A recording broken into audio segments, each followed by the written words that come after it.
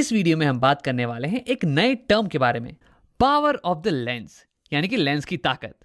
अब तुम सोच रहे होगे यार लेंस के पास मसल्स थोड़ना है तो उसकी पावर से हमें क्या मतलब है।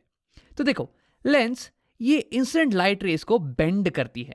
ये या तो उसे कन्वर्ज करेगी या फिर डाइवर्ज करेगी, यानी कि ये या तो उन्हें बेंड कर देगी एक पॉइंट के टुवर्ड्स, या तो ये उन लाइट रेस को छितरा देने वाली है।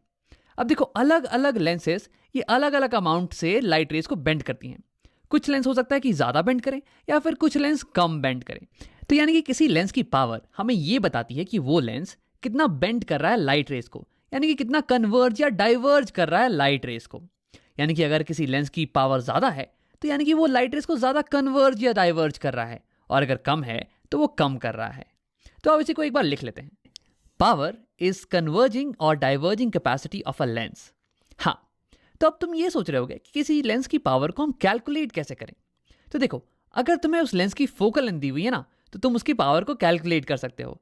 लेंस की फोकल लेंथ और पावर, इसके बीच में एक रिलेशनशिप होता है।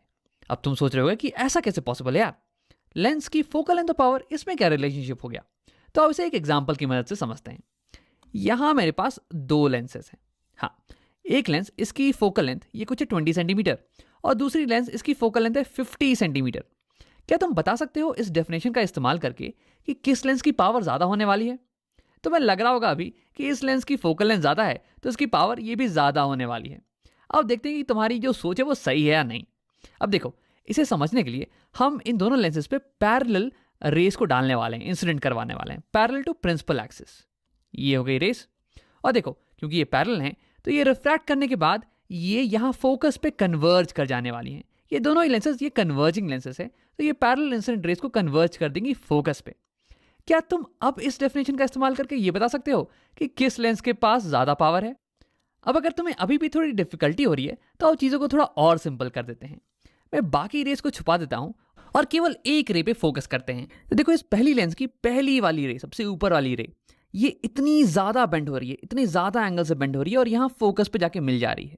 लेकिन अगर तुम इस वाली लेंस की पहली रे को देखो तो ये तो बहुत ही कम बेंड हो रही है इसके कंपैरिजन में, और फिर ये कहीं दूर जाके यहाँ पे फोकस पे मिल रही है। तो यानी कि हम कहेंगे कि इस लेंस की पावर ये ज़्यादा होने वाली है, क्योंकि देखो पावर क्या होता है, ये तो बेंडिंग कैपेसिटी होती है ना, कन्वर्जिंग या डाइवर्जिंग कैपेसिटी ऑफ लेंस, इसी को तो मेजर करती है। और क्योंकि ये लेंस ये ज़्यादा बेंड कर रही है, ये ज़्यादा कन्वर्ज कर रही है लाइट रे को, इसका मतलब कि इसकी पावर ये ज़्यादा होने वाली है।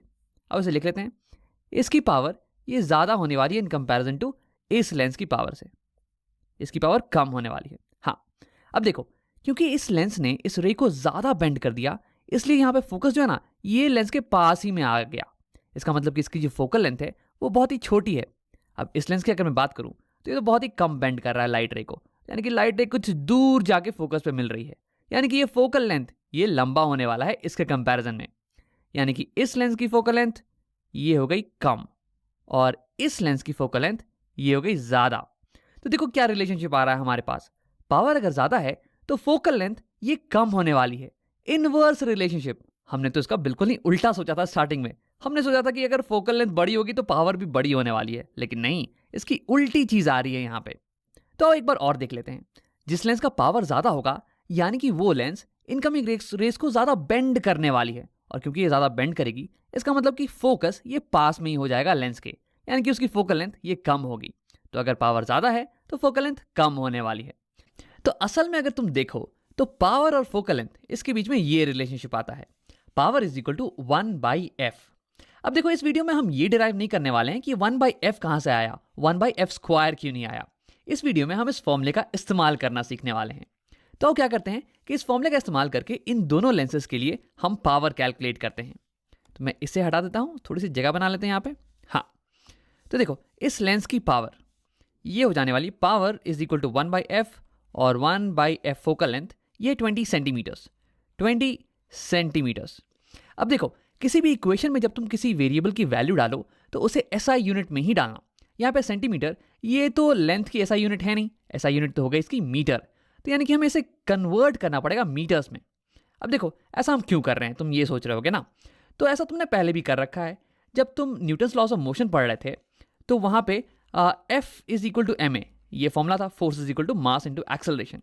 अब फोर्स को अगर तुम्हें कैलकुलेट करना है न्यूटन्स में, फोर्स की यूनिट हो जाती है न्यूटन्स, फोर्स की SI यूनिट हो जाती है न्यूटन्स, तो मास इसकी वैल्यू तुम्हें डालनी पड़ेगी इसकी SI यूनिट में, जो कि है kgs। अब अगर तुम मास की वैल्यू ग्राम में डाल दो तो तुम्हें फोर्स इसकी वैल्यू न्यूटन में तो आने वाली है नहीं। तो सिमिलरली यहाँ पे भी अगर मैं फोकस की वैल्यू, फोकल लेंथ की वैल्यू इसे मैं SI यूनिट्स यानी कि मीटर्स में डालूँ, तभी तो मुझे पावर की वैल्यू इसके SI यूनिट्स में आने वाली है। ठीक है, तो यहाँ पे मैं बहुत ही गलतियाँ करता हूँ अक्सर, मैं चाहूँगा कि तुम ये गलती बिल्कुल भी मत करो। यहाँ पे सबसे पहले हम इस फोकल लेंथ को कन्वर्ट करने वाले हैं मीटर में।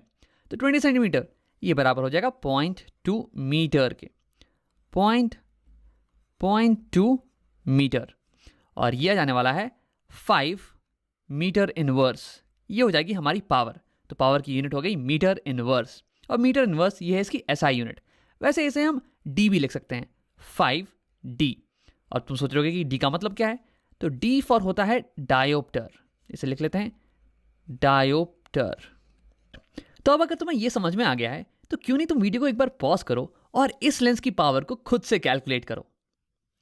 अब अगर तुमने ट्राई कर लिया तो आओ देखते हैं। देखो इसकी पावर ये हो जाएगी, power is equal to 1/f, और यहाँ पे f फोकल लेंथ, इसे हम सेंटीमीटर्स में नहीं बल्कि इसकी SI यूनिट यानी कि मीटर्स में डालने वाले हैं। तो 50 सेंटीमीटर ये बराबर हो जाएगा 0.5 मीटर्स के, और ये दे देगा हमें 2 मीटर इनवर्स या फिर 2 डायोप्टर, 2D। तो यहाँ पे हमने किसी भी लेंस की पावर को कैलकुलेट करना तो सीख लिया है। देखो इस प्रोसेस में मैं अक्सर 2 गलतियां करता हूँ। पहली गलती तो ये कि मैं फोकल लेंथ की वैल्यू को सेंटीमीटर से मीटर में कन्वर्ट करना भूल जाता हूँ। अब देखो अगर तुम मीटर में कन्वर्ट नहीं करोगे तो तुम्हें पावर की वैल्यू SI यूनिट में कैसे आएगी, डायोप्टर्स में कैसे आएगी। तो इसके लिए मैं क्या करता हूँ कि मैं याद रखता हूँ कि डायोप्टर्स या फिर मीटर इनवर्स ये है पावर की SI यूनिट। तो इसके लिए मुझे फोकल लेंथ की वैल्यू को मीटर्स में ही डालना पड़ेगा। और दूसरी गलती देखो ये कि अगर मुझे केवल फोकल लेंथ दी हुई हो 2 लेंसेज की और मुझे कंपेयर करने को बोला जाए कि किसकी पावर ज़्यादा है, तो मैं जल्दीबाजी में क्या करूंगा ना, मैं ये बोल दूंगा कि जिसकी फोकल लेंथ बड़ी है उसकी पावर भी बड़ी होने वाली है। लेकिन देखो ये तो सही नहीं है। पावर और फोकल लेंथ इसके बीच में इनवर्स रिलेशनशिप है, यानी कि जिसकी फोकल लेंथ बड़ी होगी उसकी पावर छोटी होने वाली है। अब इसके लिए मैं क्या करता हूं कि मैं जल्दी से रे डायग्राम बना लेता हूं और उससे मुझे सब कुछ क्लियरली पता चल जाता है। अब पावर के बारे में एक आखिरी चीज देखो, पावर ये साइन सेंसिटिव है। इसका मतलब कि पावर की वैल्यू ये पॉजिटिव भी हो सकती है और नेगेटिव भी, और ऐसा इसलिए क्योंकि पावर ये बराबर होती है 1/f, और फोकल लेंथ ये खुद साइन सेंसिटिव है। फोकल लेंथ की वैल्यू भी पॉजिटिव या नेगेटिव हो सकती है। तो जब f की वैल्यू होगी पॉजिटिव तो p भी हो जाएगा पॉजिटिव, और जब f की वैल्यू होगी नेगेटिव तो p भी नेगेटिव। अब देखो कन्वर्जिंग लेंस के केस में पावर हमेशा ही पॉजिटिव आता है। देखो यहाँ भी पॉजिटिव और यहाँ भी पॉजिटिव, और ऐसा इसलिए क्योंकि कन्वर्जिंग लेंस के केस में फोकल लेंथ ये हमेशा पॉजिटिव आती है। अब अगर तुम्हें ये याद नहीं है तो एक बार साइन कन्वेंशन को याद कर लेते हैं। साइन कन्वेंशन कहता है कि इंसिडेंट रे की डायरेक्शन में जो भी मेजरमेंट हम लेंगे वो पॉजिटिव ही होने वाली है। तो देखो यहाँ पे इंसिडेंट रे हो गई राइट डायरेक्शन में, और हमारा प्रिंसिपल फोकस ये भी लाई कर रहा है ऑप्टिकल सेंटर से राइट डायरेक्शन में, और इसलिए ये पॉजिटिव होने वाला है। तो कन्वर्जिंग लेंस के केस में जिस डायरेक्शन में इंसिडेंट रे होगी उसी डायरेक्शन में प्रिंसिपल फोकस लाई करता है, और इसलिए वो पॉजिटिव होता है। और क्योंकि हमेशा पॉजिटिव होता है फोकल लेंथ, इसलिए हमेशा इसकी पावर ये भी पॉजिटिव होती है। लेकिन अगर यहीं पे कॉन्केव लेंस होता या फिर डाइवर्जिंग लेंस, ये देखो हाँ, तो यहाँ पे इंसिडेंट डायरेक्शन ये हो गई राइट साइड, और फिर रिफ्रैक्ट करने के बाद ये डाइवर्ज कर जा रही है, रेस छितरा जा रही है, और ऐसा लग रहा है कि ये रेस ये पीछे से आ रही है इस पॉइंट से। ये हो गई हमारी प्रिंसिपल फोकस। तो इस बार प्रिंसिपल फोकस ये लाई कर रही है लेफ्ट हैंड साइड में, यानी कि नेगेटिव साइड में, और इसलिए डाइवर्जिंग लेंस के केस में प्रिंसिपल फोकस फोकल लेंथ ये नेगेटिव साइन के साथ आता है। तो यहाँ पे ये हो जाने वाला है नेगेटिव, ये फोकल लेंथ हो जाएगी नेगेटिव, तो यहाँ पे पावर ये भी हमारे आने वाली है नेगेटिव -5D। तो यानी कि डाइवर्जिंग लेंस के केस में पावर हमेशा नेगेटिव आता है। तो इस वीडियो में हमने किसी भी लेंस की पावर को कैलकुलेट करना सीखा। पावर होता है 1 फोकल लेंथ, और फोकल लेंथ की वैल्यू डालने के लिए हमेशा उसे मीटर में जरूर कन्वर्ट करना, तभी तुम्हें पावर की वैल्यू SI यूनिट्स में आने वाली है। इसकी SI यूनिट हो गई मीटर इनवर्स या फिर डायोप्टर्स। और हमने ये भी देखा कि कॉन्वेक्स लेंस की पावर पॉजिटिव होती है और कॉन्केव लेंस की पावर नेगेटिव।